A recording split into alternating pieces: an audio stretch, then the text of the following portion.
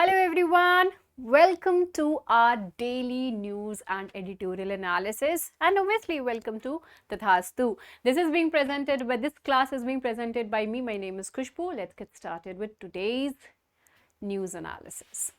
So before proceeding ahead, obviously the ritual we follow, and the ritual is of the getting to know about the table of contents. So what are the topics which we are going to do today? The very first one is the larger project of subverting the idea of India. This is basically criticizing the government, but how and what are the points it has actually, the author has actually pointed out, that we will be getting to know editorial page. Next is stock taking calamity. So this is also which we will be doing. Then comes redouble efforts to reduce disaster risks. So what are the points which it is actually talking about, that we will be covering. Housewives make up 50% of India's female suicides. This we will be covering in tomorrow's class. Okay, this we will be doing in tomorrow's class. Next is apple country. Which state is actually being considered as the apple country? Ready for cannabis cultivation. This is also we will be covering. Then comes the genetic engineering gives mosquito control and upgrade. What this genetic engineering it is talking about? This was under the science page. Okay, this is the normal news, and the rest of these are the editorials. Okay, so all of these we will be covering.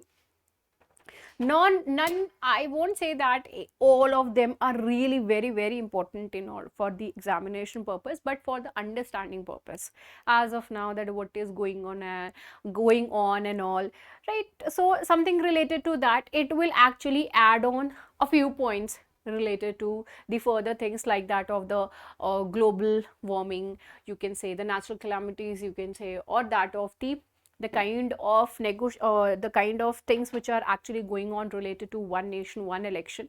So ये type की जो चीज़ें हैं वो यहाँ पर हम actually में जानेंगे.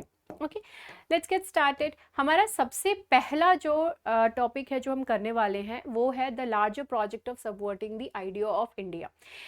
In this, the author is actually criticizing the government, that the kind of points जो कि government ने सामने रखा है, central government ने, कि ये simultaneous elections conduct कराने के लिए, कि simultaneously elections हो जाए, तो उन्हीं सारी चीज़ों को point out कर रहे हैं कि ये कह रहे हैं कि भाई गवर्नमेंट का कहना है कि हमको रेवेन्यू के तौर पे बहुत सारा लॉस हो जाता है, बहुत सारा खर्चा हो जाता है. ओके, तो हम एक एक करके उन सारी चीज़ों को देख लेते हैं. तो सबसे पहले तो इन्होंने कहा कि रेवेन्यू के पर्सपेक्टिव से, not exactly the revenue, the expenditure, revenue नहीं कहेंगे इस चीज़ को, एक्सपेंडिचर कहेंगे. ठीक है, तो एक्सपेंडिचर के पर्पज से अगर देखें तो गवर्नमेंट की तरफ से ये आर्ग्यूमेंट है कि एक्सपेंडिचर बहुत ज़्यादा होता है इलेक्शन में. सो ये यहाँ पर कट शॉर्ट हो जाएगी अगर साइमल्टेनियस इलेक्शंस होंगे तो. ओके, दूसरा पॉइंट गवर्नमेंट ने ये दिया कि गवर्नेंस, यानी जो हमारा एक्चुअली में काम है, अगर इलेक्शंस फ्रीक्वेंटली नहीं होंगे, साइमल्टेनियसली हो जाएंगे, तो इससे बेनिफिट ये रहेगा कि हम लोग अपनी गवर्नेंस पे ध्यान दे पाएंगे, हम उन चीज़ों पे ज़्यादा ध्यान देंगे rather than focusing on the elections. हम इलेक्शंस पे फोकस करें, उससे ज़्यादा ध्यान हम किस चीज़ पे दे पाएंगे? गवर्नेंस के ऊपर दे पाएंगे. अब यहाँ पे ऑथर का ये कहना है कि अगर आप एक्सपेंडिचर की अगर बात करते हैं तो बहुत ऐसा कहीं कि एक्स्ट्रा ऑर्डिनरी बहुत ज़्यादा खर्चा हो जाता है, तो ऐसा है नहीं.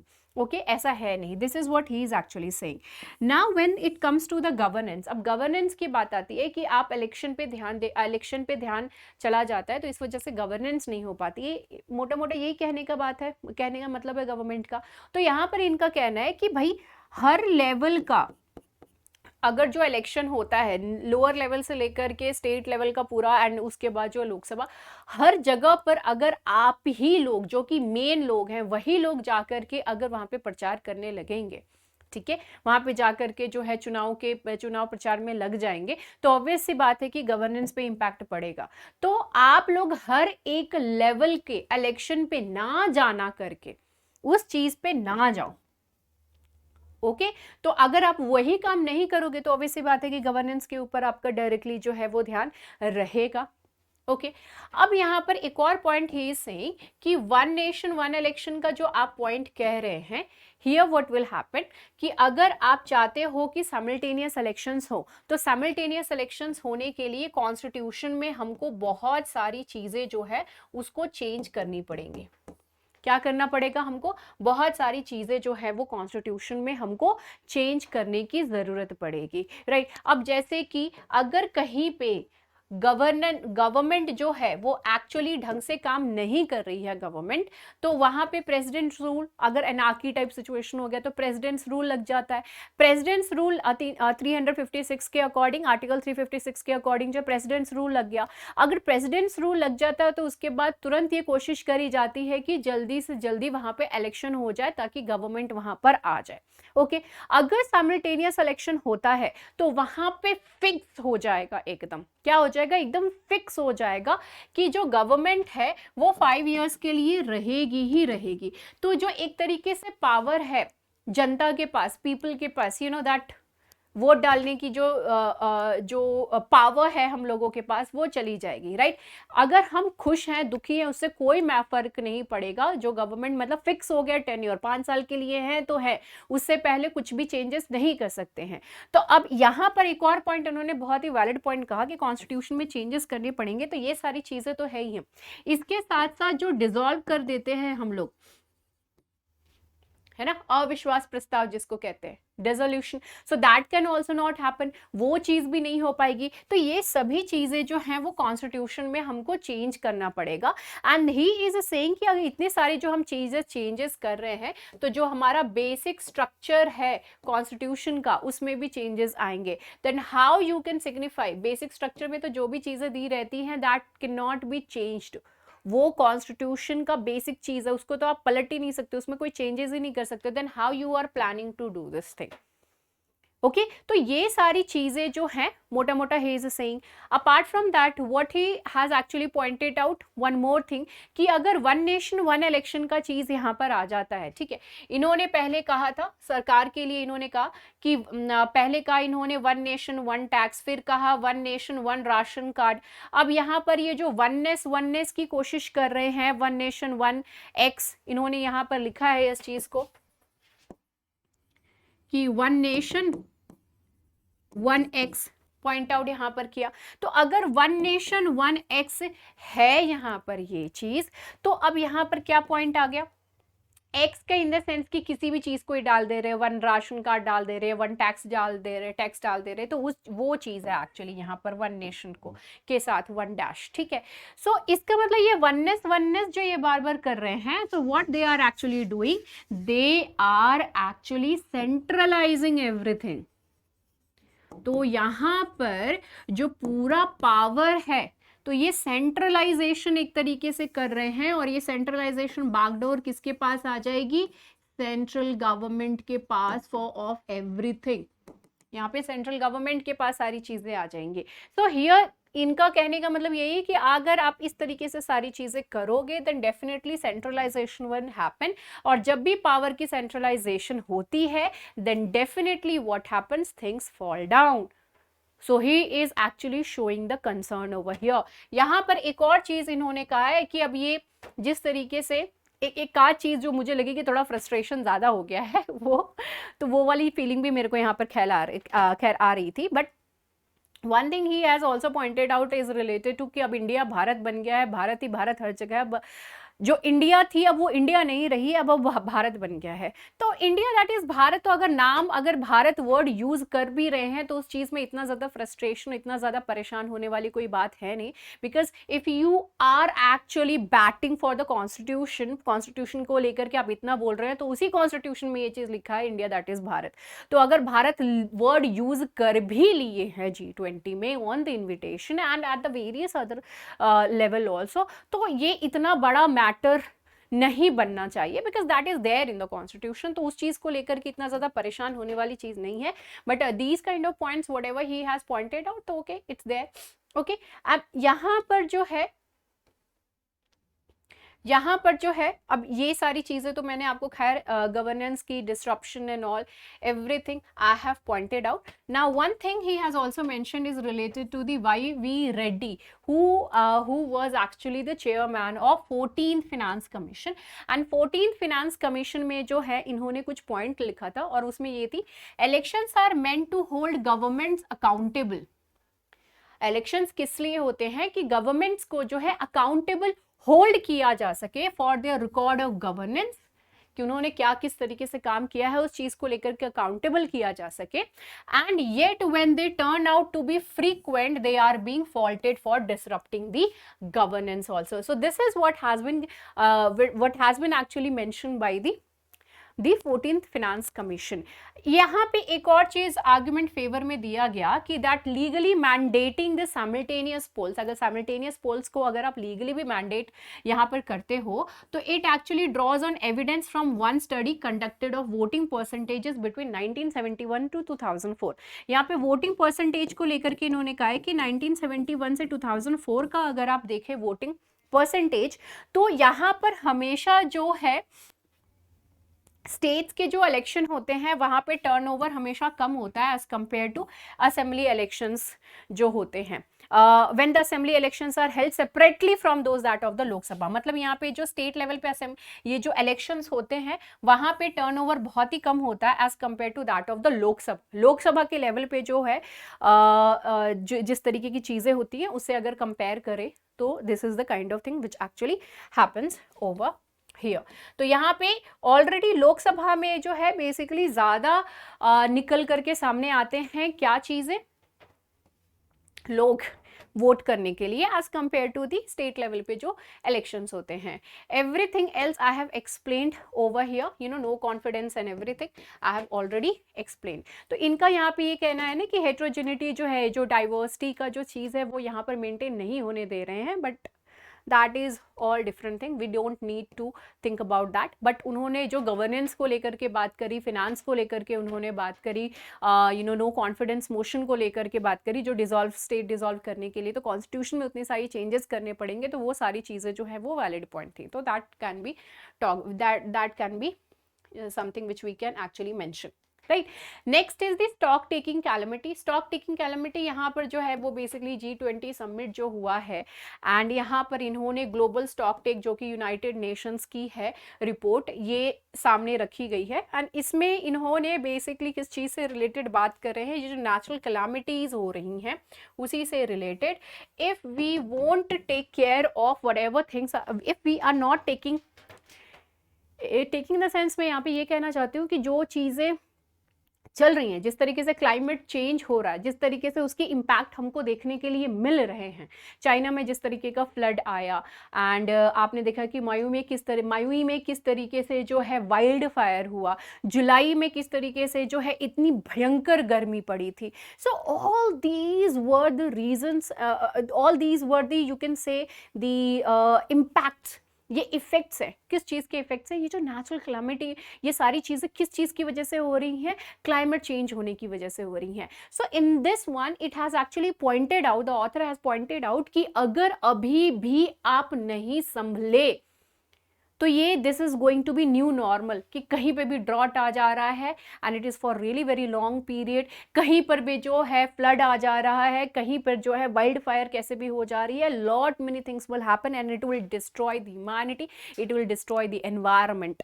Eventually, and all thanks to the humans related to this thing. अब यहाँ पे ये कह रहे हैं जो COP होता है, जिसको कॉन्फ्रेंस ऑफ पार्टीज भी कहते हैं, तो 28th जो है वो 28 COP होने वाली है दुबई में नवंबर में. And here it is being said that कि भाई यहाँ पर एक तरीके से रिपोर्ट मांगनी चाहिए कि 2015 के बाद जो है अभी तक आपने क्या एक्चुअली किया, वो वहाँ पे ये चीज़ की जो मांग है वो ज़रूर करनी चाहिए कि ग्रीन हाउस गैस के एमिशंस को लेकर के आपने कौन से स्टेप्स जो हैं वो लिए हैं. Now, that year signatories to the UN Convention on Climate Change agreed in Paris. ये that year किसको बोल रहा है, 2015 में जो UN Convention Climate Change, UN Convention on Climate Change जो है, यहाँ पे जो भी सिग्नेटरीज हैं पेरिस में, इन्होंने इस चीज़ को लेकर के कहा था कि हम जो ग्लोबल एमिशंस हैं वो 2 डिग्री सेल्सियस से बाहर हम नहीं जाने देंगे. We are not going to let it go beyond that and limit it to 1.5 degree Celsius. यहाँ पर जो है 1.5 डिग्री सेल्सियस तक ही रहने देना है, उससे आगे जाने देने नहीं है. अदरवाइज व्हाट विल हैपन, ये temperature rise, global temperature rise की यहाँ पे बात कर रहे हैं कि इतना राइज नहीं होना चाहिए.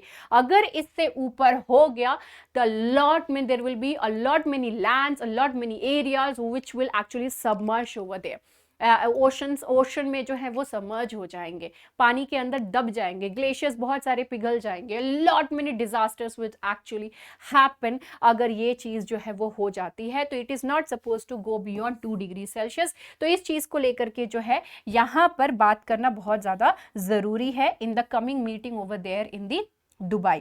So this is what it is actually talking about. Now there are a few data which they have mentioned and it is which he or she has mentioned, and that is really very important.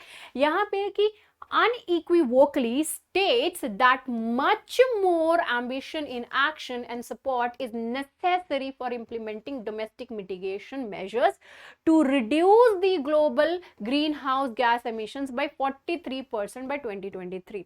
तो जो बहुत ambitious हैं actions और support provide कर रहे हैं and they are actually working in that, यहाँ पे 2030 तक ये कह रहे हैं ना कि 43% तक emissions को जो है हमको reduce कर लेना होगा. Otherwise things are going to be really very disastrous for us. Apart from then इन्होंने ये भी पॉइंट यहाँ पे लिखा है कि 60%, 43% जो है वो 2030 तक एंड 60% 2035 तक हमको कंट्रोल कर लेना होगा.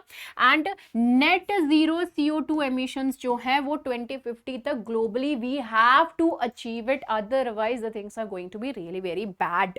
ठीक है, तो यहाँ पे ये जो कट ऑफ डेट निकाला हुआ है इसको ध्यान में रखिएगा. 43% 2030, 60% by 2035 and net zero CO2 emissions by 2050. These are something which are supposed to be done. Now the emissions gap consistent with the 1.5 degree Celsius in 2030 is estimated to be 20.3 million tons to 23.9 billion, 20.3 billion tons to 23.9 billion tons in CO2. इतना ये emission gap जो है अगर हमको consistently रखना है 2030 तक 1.5 degree Celsius का जो हमने टारगेट लिया है, तो इस हिसाब से जो है एस्टिमेटेड रखा गया है इतना एमिशन लेने के लिए CO2 का. अब ये जो गैप है, these gaps are unlikely to be filled without a rapid upscaling of the renewable energy sources. तो renewable energy sources की जो है upscaling का मतलब क्या है, यहाँ पे इनकी यूसेज को हमको बढ़ाने की जरूरत है. and we are supposed to reduce the use of the fossil fuels such as that of the coal, oil and natural gas जो है उसकी यूसेज हमको कम करनी पड़ेगी. now here the example we can give is that of the electric vehicles, basically EV. तो ये जो electric vehicles होते हैं यहाँ पे ठीक है, आप जो है कोशिश कर रहे हो तो कि बैटरी पे चलने वाली चीजें जो ज्यादा यूज हो. Now the point is that कि जो इलेक्ट्रिसिटी जनरेट हो रही है वो रिन्यूएबल एनर्जी को यूज कर रहा है और it is actually being generated through the coals. किस चीज को ये यूज कर रहा है, तो ये चीज जो है यहाँ पर पता होना बहुत ज्यादा जरूरी है. बिकॉज अब यहाँ पे आप ईवी को भले ही सपोर्ट दे रहे हो, but at the back what we are actually using is the coal, then it is not going to do anything good for the environment over here. So though okay, we need to support this thing, we need to definitely go towards or move towards the renewable energy, but all of these are supposed to be done. And another one is supposed to be eliminated. Little has been achieved in terms of energy transition over here. कुछ खास जो है हमें आपको changes देखने को नहीं मिल रहा है. Now when it comes to the G20, the countries account for 93% of the global operating coal power plants and 88% of the prospective ones also. तो 90, अब G20 में जो कंट्रीज है वो 93% 88%. अब यहीं पे देख लो कि यही लोग सबसे ज्यादा जो है ये जनरेशन कर रहे हैं, यहाँ पर कोल का यूज कर रहे हैं. तो basically you can see that they are the reason behind that. Not the third world और any other world like that. So अब यहाँ पे जो G20 लीडर्स की डिक्लेरेशन हुई है तो उन्होंने फॉर्मली इस चीज को रिकग्नाइज किया है.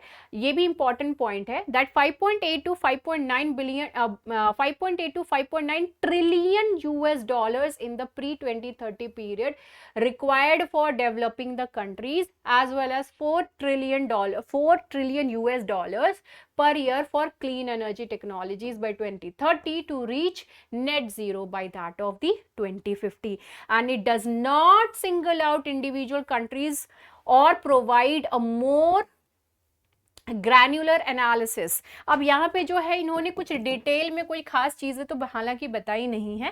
खैर, so here what we are suppose to do, यहाँ पे आपको चीजें ध्यान में क्या रखने वाली है, ये कुछ डेटा है जो आपको, और ये जो कुछ पॉइंट है ऑयल का, रिन्यूएबल एनर्जी वाला, these are the things which you are suppose to keep in your mind and this is something which you are suppose to keep in your mind. और ज्यादा कुछ जो है यहाँ पर जानने समझने वाली चीज की जरूरत नहीं है. Next topic is redouble the efforts to reduce the disaster risks over here. अब यहाँ पर जो है G20 अगेन G20 समिट, अभी G20 समिट जो है हाल फिलहाल में खत्म हुआ है, जबकि जब तक कुछ और न्यूज़ नहीं मिल जाए this is going to be continued for really very long time. खैर, तो बहुत पहले से आ रहे थे और आज जो paper, if you have seen the paper, तो ज़्यादातर चीज़ें जो हैं वो G20 से ही रिलेटेड है and not everything is important for you over here.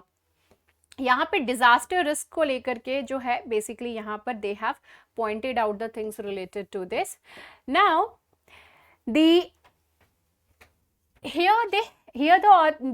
authors have actually said that after shocks of the COVID-19 pandemic, aftershocks, it means that after the COVID-19 pandemic, what we all are actually facing: war, debt, food insecurity. All these are the ones, and these are the ones which which the people of the world, throughout the world, are actually facing these kind of issues. The climate crisis is also the one thing which is actually driving ये सारी चीज़ों को ना. Climate change जो है वो extreme weather भी create कर रहा है, एंड ये जिस तरीके से क्लाइमेट चेंज हो रहे हैं that is because of us only. Climate change हुए एंड अब वही इम्पैक्ट जो है अब हमको झेलने पड़ रहे हैं.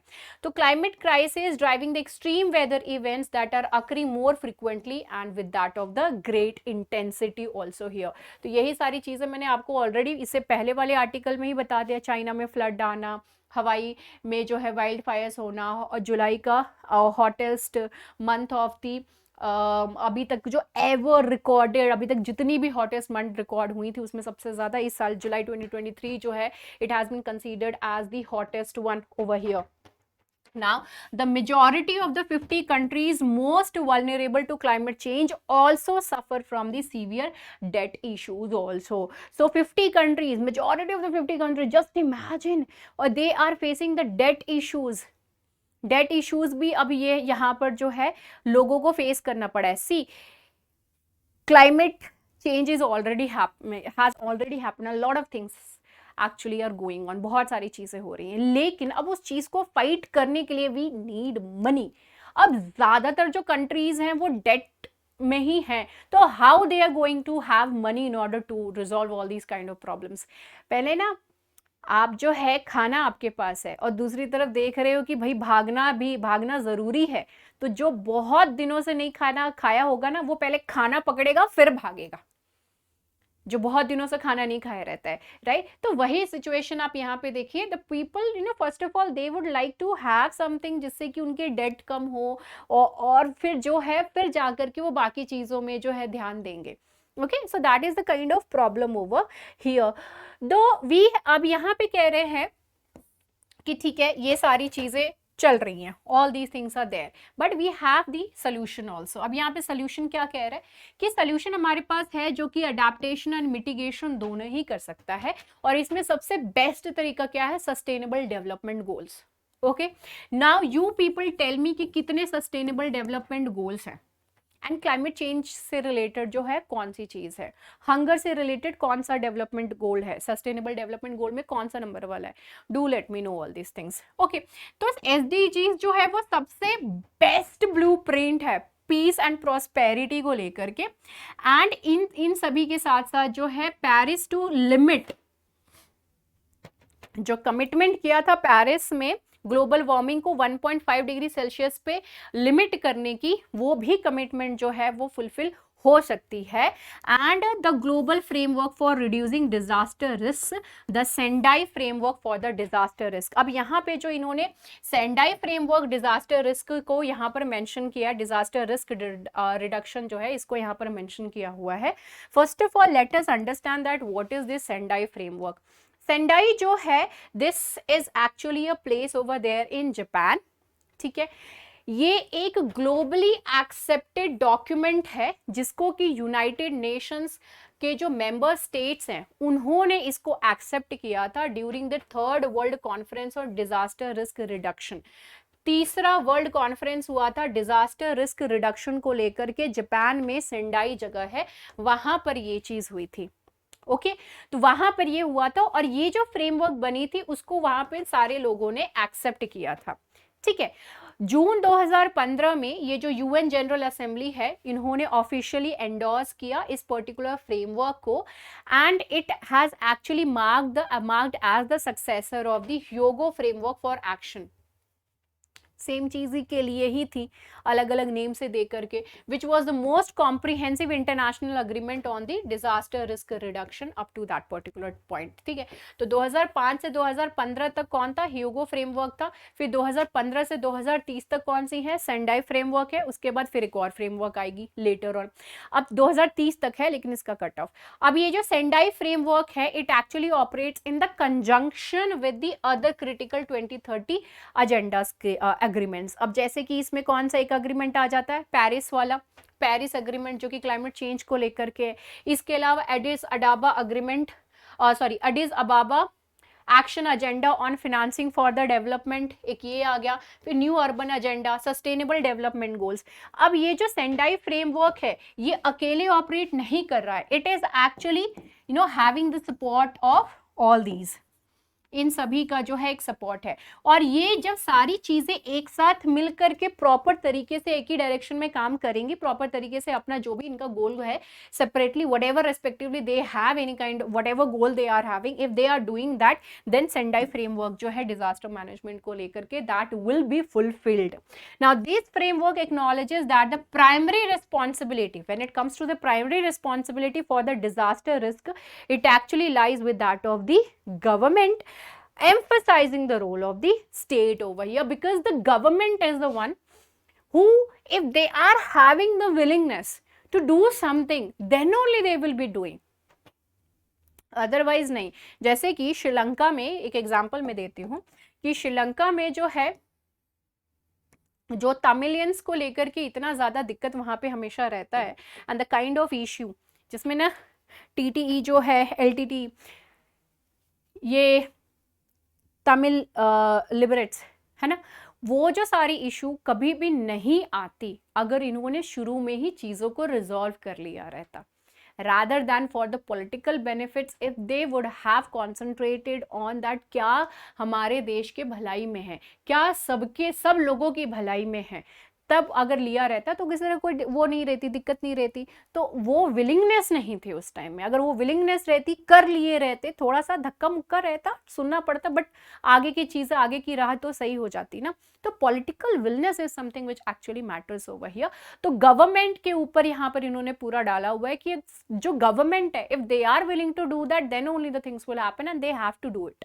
ओके, खैर, तो यहाँ पे हमने सेंडाई फ्रेमवर्क की जो बात थी that has we have talked, right? So now अब यहाँ पर it is saying that the COVID-19 pandemic से इन्होंने काफ़ी सारी चीज़ें जो हैं वो सीखने के लिए मिली हैं, जैसे कि डिज़ास्टर रिस्क मैनेजमेंट, ठीक है। तो disaster risk reduction, resilience and adaptation, this is what we have learned from the COVID-19, right? And one more thing here they have pointed out कि हम जो है ना ऑल ऑफ अ सडन किसी तरह का कोई डिजास्टर आता है ना, तो उस चीज के लिए हम फुल प्रूफ जो है वो रेडी भी नहीं है। ये भी कोविड-19 इस चीज के बारे में बताता है।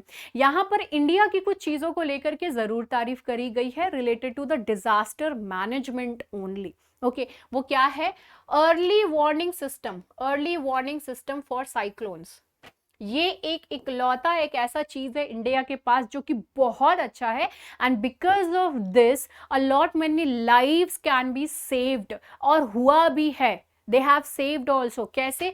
बिपरजॉय आप सभी को याद होगा, बिपरजॉय जब ये इतना खतरनाक साइक्लोन आया था तो ये पहले से ही इसके लिए वार्निंग जो है वो दे दी गई थी, जिसकी वजह से लॉट मेनी पीपल्स लाइफ वर सेव्ड, लोगों की जिंदगी बचा ली गई थी because of this thing. And इस तरीके की चीजें अगर हर कंट्री के पास मिल जाए जहां पे भी साइक्लोन के खतरे होने की संभावना रहती है, so they could also do the same thing. Okay, now apart from that, heat wave action plans at the local level have reduced heat wave deaths by over 90%। तो यहाँ पे लोकल लेवल पे क्या किया, हीट वेव एक्शन प्लान जो है वो लेकर के आए, जिससे कि 90% से ज्यादा, मतलब पहले सपोज 100 लोगों की डेथ होती थी, अब 90, अब मतलब हर साल जैसे 100 लोगों की डेथ होती थी हीट वेव्स की वजह से, अब वो क्या हो जा रही है, 10 लोगों की हो रही है, 90 लोगों की जिंदगी तो बच गई। Just for an example I am telling you, तो 90% जो है यहाँ पर सेव हो रही है। इसके साथ साथ ये तो बीपर जॉय वाली चीज तो मैंने आपको ऑलरेडी बता ही दी। 15th फिनेंस कमीशन का यहाँ पर इन्होंने मेंशन किया हुआ है। 15th फिनेंस कमीशन ने इंडिया में इंट्रोड्यूस किया था significant reforms to disaster risk financing over here with a total allocation of $28.6 billion at the national and state levels for a period of 5 years। National and state level पे कितना, 28.6 billion dollars की जो है allocation की यहाँ पर इन्होंने बात करी थी। The government of India has sufficient resources, has actually provided the sufficient resources for the disaster preparedness, response, recovery and capacity development. ये 15th फिनेंस कमीशन ने ये पॉइंट किया है कि सफिशिएंटली यहाँ पर जो है इन्होंने प्रोवाइड भी किया है, एंड उसका इम्पैक्ट आप इसमें देख सकते हो, where you can see early warning system में and heat wave action plans को लेकर के you can see. So these are the positive points. Whenever you are writing your mains answer, you are suppose to put things in a grey way, ठीक है। अगर critically analyse करने के लिए बोलते हैं, कुछ कुछ चीजें जो है आपको उसमें बैलेंस वे में भी आपको, मतलब बहुत सारी चीजें। और एक चीज हमेशा याद रखना कि जब भी आप क्रिटिसाइज करते हो गवर्नमेंट को, तो ऐसे क्रिटिसाइज मत करना कि as if you are actually hating them, okay. तो ऐसा मत करना, क्योंकि आप गवर्नमेंट के अंदर काम करोगे, ओके। तो you can not criticise them. आप लोगों ने देखा होगा ना कि whenever any of the civil servant put their opinion related to whatever the government is actually doing और उसके अगेंस्ट बोलते हैं, तो शो कॉज नोटिस हो जाती है, ऐसा क्यों, डिलीट करो एंड ऑल, उस टाइप की चीजें होती है। सस्पेंशन का भी चीज हो सकता है, तो डोंट डू दैट। खैर, because you are not suppose to do that, because you are the one who will be implementing that at the ground level, so you are not suppose to criticise it. खैर, तो यहाँ पर जब भी आप कोई भी चीज को क्रिटिकली क्रिटिसाइज करते हो, तो positive, negative, what ever things you think, you are suppose to put it over there. So for that you need to have these kind of data. Okay, disaster resilient infrastructure जो है, which a global partnership for building the resilience in infrastructure। India की जो national disaster response force है, ये बहुत ही active है, proactive है, और सिर्फ इंडिया में ही नहीं, बल्कि ये लोग जो है एनडीआरएफ की जो फोर्स, आप लोग एनडीआरएफ सुनते होंगे न्यूज में, सो that is the national disaster response force. ये सिर्फ इंडिया में ही नहीं, दूसरे जगहों पर भी it actually help people during the disaster period and is regularly deployed at the disaster zones around the world. They are helping not only over here in India but at the other levels also. Disaster risk reduction working group is actually aligned with the SDGs and reflects many of our shared priorities over here. इसके साथ साथ एक और point है यहाँ पर, जो चीज ध्यान में रखिएगा, that is just 24 hour warning of coming storm can reduce the damage caused by 30%। अगर 24 घंटे पहले भी अगर आप वार्निंग दे देते हो कि इस तरीके का कोई खतरा जो है वो आने वाला है, तो उससे 30% की जो डैमेज होने की संभावना है वो कम हो जाती है। इसके साथ साथ वर्ल्ड की पॉपुलेशन का 1/3, वर्ल्ड की पॉपुलेशन की 1/3 जो है, over 1/3 of the world's population and they are in the least developed countries and small island area, small island developing states, they do not have access to these kind of systems. कैसे? Early warning systems के से related चीज़ों का access नहीं है, so they are suppose to be helped by the people. India should help these kind of countries, because islands, जो छोटे छोटे आइलैंड्स हैं ना, वो ज़्यादा खतरों में हैं ग्लोबल वार्मिंग की वजह से, उनके डूबने की. साइक्लोन्स का इम्पैक्ट भी बहुत खतरनाक होता है. इतनी छोटे छोटे एरियाज होते हैं कि साइक्लोन एक साइड से आके दूसरे साइड निकल जाएगी. by crossing the whole of the country they could do that, right? So early warning system जो है वो actually help कर सकता है that cyclone is coming from which direction and it will be going to which direction. All these things actually will be helpful. And international cooperation disaster prevention को लेकर के, response and recovery को लेकर के, that should be there, and especially when it comes to the global south, because most of the disaster hit, or you can say कि ये cyclone hit जो country, जो प्लेसेस हैं, वो बेसिकली ये ग्लोबल साउथ से ही हैं. एप्पल कंट्री, यहाँ पर एप्पल कंट्री से ये लोग सिग्निफाई कर रहे हैं हिमाचल प्रदेश को. यहाँ पर it will be getting ground ready for the cannabis cultivation. It has actually got the ground ready for the cannabis cultivation. Cannabis जो है यहाँ पर, जैसे कि आप लोगों ने सुना होगा ना, गांजा एंड ऑल, वो सारी चीज़ें, ठीक है, उसी से रिलेटेड जो है यहाँ पर बात है कि जो कैनबीज का देखिए, when it comes to the cannabis, when it comes to this narcotic drugs and psychotropic substances act, NDPS act 1987, इन्होंने बहुत सारे ऐसे ड्रग्स हैं, बहुत सारी ऐसी चीज़ें हैं जिसका कल्टीवेशन बैन करके रखा हुआ है, because that can negatively impact people. लोगों को नेगेटिव तरीके से इम्पैक्ट कर सकता है.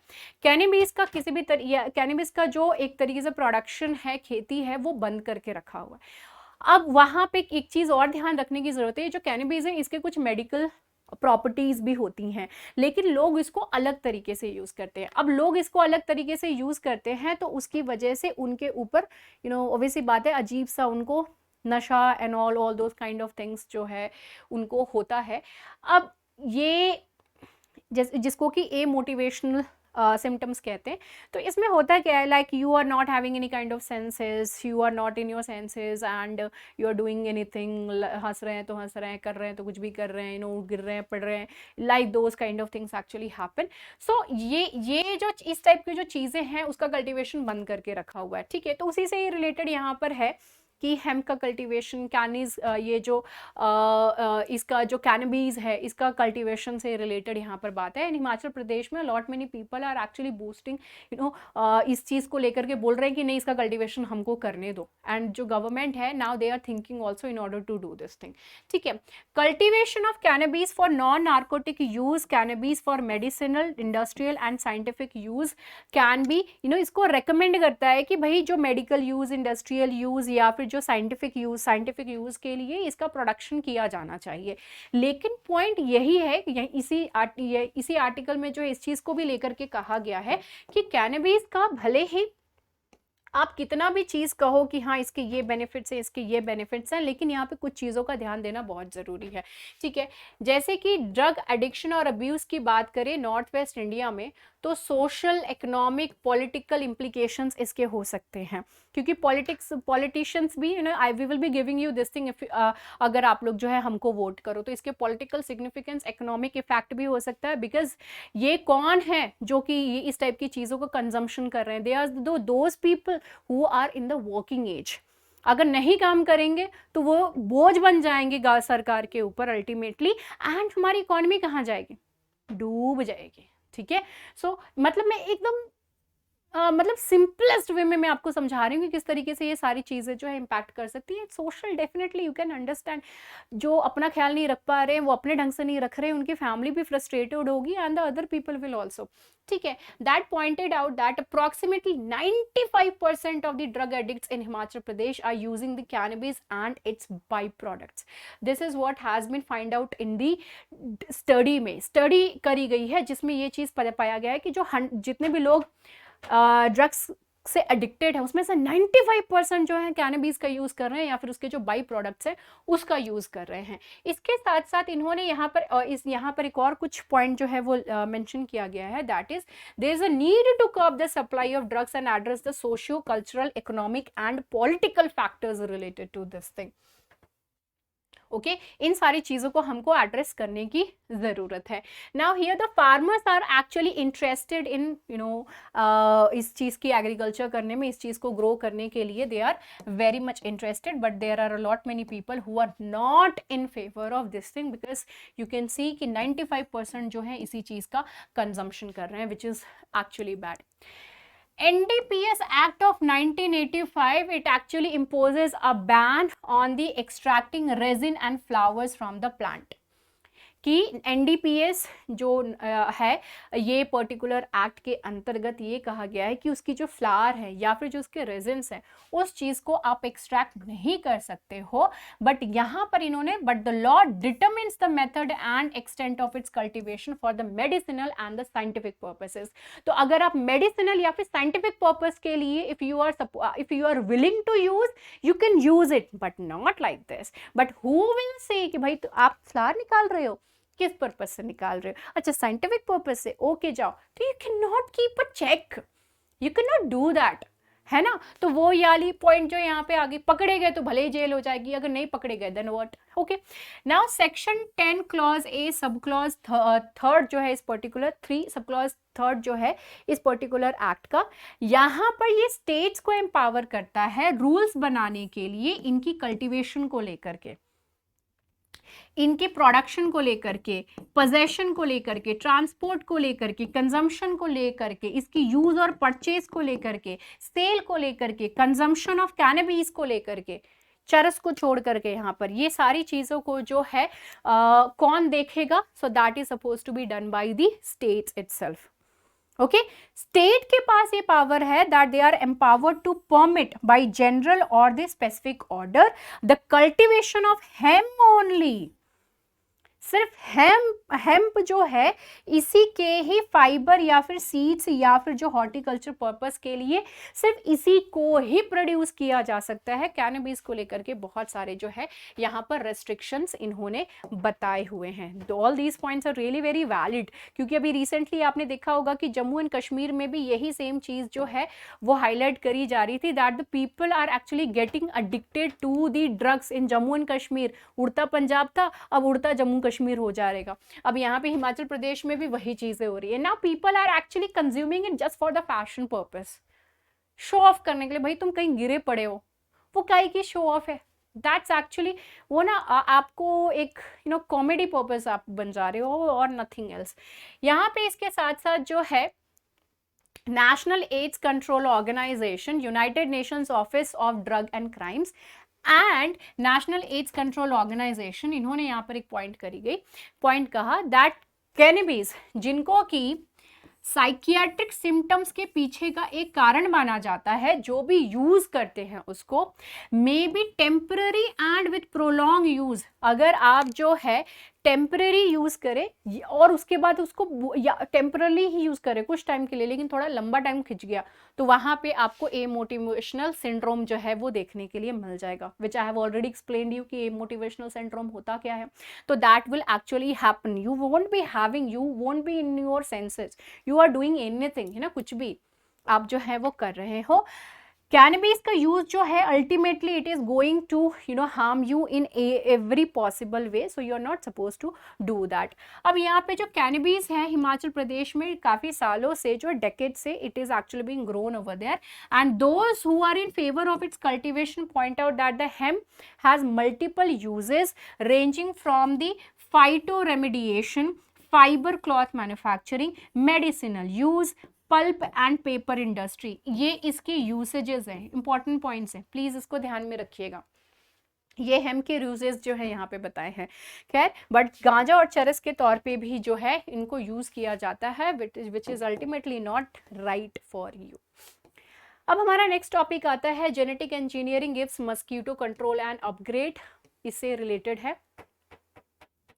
मस्कीटो की जहां तक बात करें, हम ह्यूमन के साथ साथ मस्कीटो भी जो है वो आगे बढ़ते जा रहे हैं. खैर फॉसिल रिकॉर्ड के हिसाब से देखें तो मस्कीटो जो हैं वो 17 मिलियन ईयर्स पुराने हैं, इनके एविडेंस मिले हैं. मस्कीटो बॉर्न डिजीज जो है जैसे कि मलेरिया, वो इजिप्शियन ममीज में भी पाए गए थे 2000 बिफोर क्राइस्ट 2000 BC में, जो BCE में जो है ये पाया गया है मलेरिया के सिम्टम, मलेरिया जो है। तो it means you can understand 70 million years से पहले मतलब तब एटलीस्ट उस टाइम में जो है इसके एविडेंस हमको मिल रहे हैं उसके फॉसिल्स से। And fossils, just imagine mosquito के फॉसिल भी मिले हैं। We are so much interested कि इतनी छोटी छोटी चीज़ों को भी मानना पड़ेगा कि कैसे जो है ये लोग ध्यान से देखते हैं। खैर, मलेरिया को अलावा, apart from the malaria, mosquitoes जो हैं और भी बीमारियों की जड़ होते हैं, जैसे कि dengue, Zika, lymphatic filariasis, then yellow fever, इन सभी के पीछे के रीज़न होते हैं।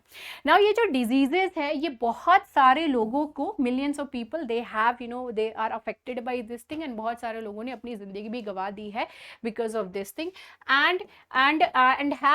and these mosquitoes have even expanded their territory to the urbanization and because of the climate change also। इन दोनों की वजह से जो है ये और भी फैल रहे हैं, and because of the proper management नहीं हो पा रहा है उसकी वजह से। काफ़ी सारे challenges we are facing when it comes to the mosquito control. They are adapting, हम लोग इतना ज़्यादा अडेप्ट नहीं कर पा रहे जल्दी, जितना कि जल्दी ये लोग अडेप्ट कर रहे हैं।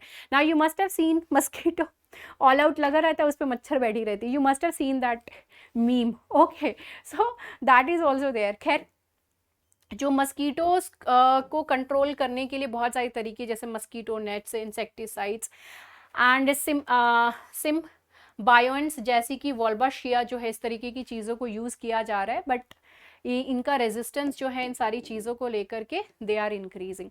Now advancement in the manipulation, अभी हम जिस तरीके से चीज़ों को कर रहे हैं उसमें एक जो ये नेक्स्ट जनरेशन सीक्वेंसिंग टेक्निक है, they have actually provided access to the mosquito genome sequences over here. Researchers have prepared high quality reference genomes for the malaria vector mosquitoes like that of the Anopheles stephanes। इसमें स्टेफेंसी this is the one, ठीक है। तो malaria vector mosquitoes जो हैं, जैसे कि ये यहाँ पे रिसर्चर्स ने इनके जीनोम्स को जो है यहाँ पर रेफर किया है for the next generation sequencing technique and all. Gene drive technology, genetic manipulation बहुत सारी चीज़ों में आपने देखा होगा कि प्लांट्स को भी लेकर के हो रहा है। तो here this when it comes to the mosquito, it actually aims to control the population of the mosquitoes that needs to be controlled. Otherwise ये जो इतनी सारी बीमारियां, dengue, malaria and all, yellow fever, all these things are going to be forever until unless we are controlling these the population of this thing, and this can be done by interfering in their reproduction thing. सो उसको अगर हमने कर दिया then we would be able to control it.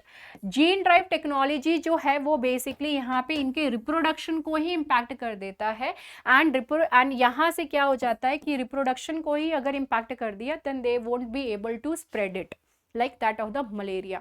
तो इसके benefits क्या हो जाएंगे? बेनिफिट्स ऑब्वियस सी बात है, जो भी मस्कीटो पॉपुलेशन है वो कम हो जाएगी, इनकी वजह से जो भी डिजीजेस हैं that will also be reduce. Concern क्या है? Ecological disruptions will happen, that's obviously there, okay। Okay, so this is it related to our daily news and editorial analysis. I hope you people enjoyed it. A lot many points we got to learn. See you in the next video. Bye bye, take care and have a great time. Jai Hind, good night.